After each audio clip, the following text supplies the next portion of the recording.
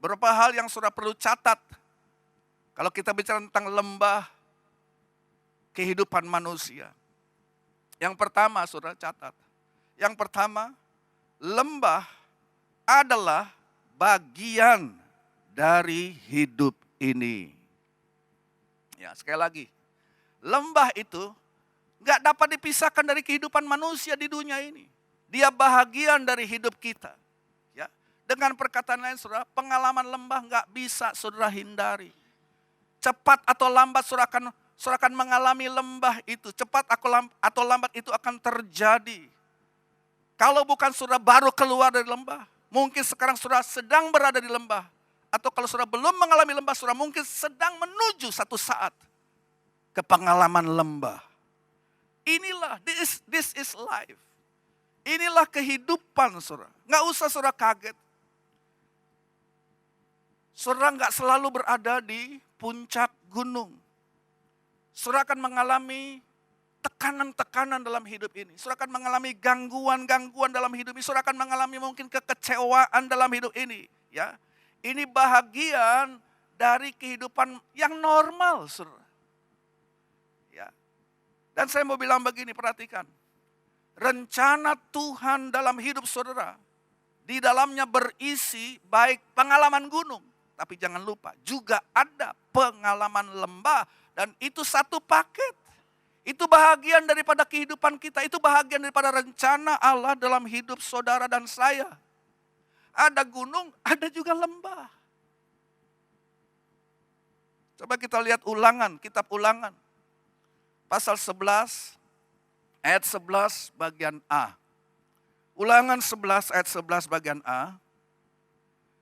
Tetapi negeri kemana kamu pergi untuk mendudukinya, ialah negeri yang apa? Bergunung-gunung dan apa?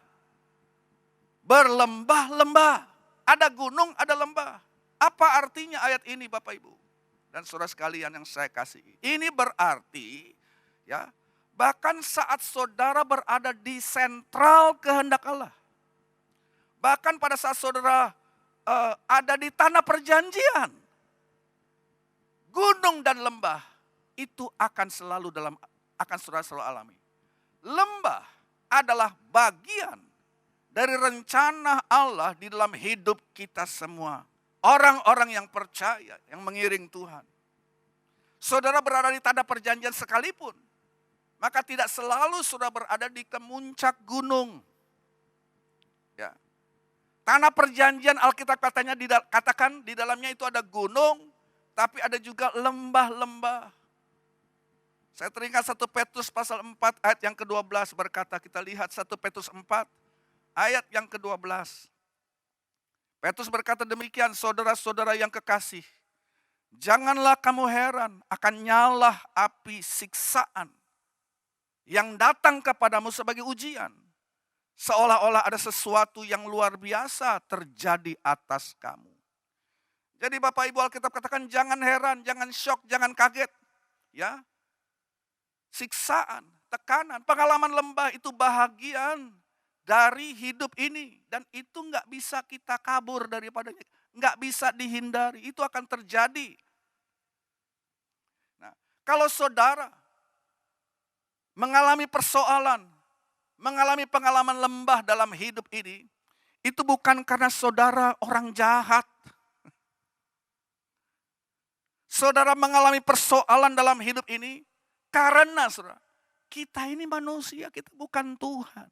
Kalau Tuhan gak ada persoalan dalam hidupnya, dia Tuhan, dia menguasai segala perkara. Tapi kalau kita manusia namanya saudara, manusia dan saudara hidup di dunia yang sudah hancur, di dunia yang penuh dosa, di dunia yang sudah rusak, Alkitab katakan. Kita mengalami lembah ini. Bahkan di tanah perjanjian bukan cuma ada gunung. Di tanah perjanjian ada lembah-lembahnya juga. Itu yang saudara harus ingat. Bahwa lembah adalah bagian yang tak terpisahkan dari hidup kita.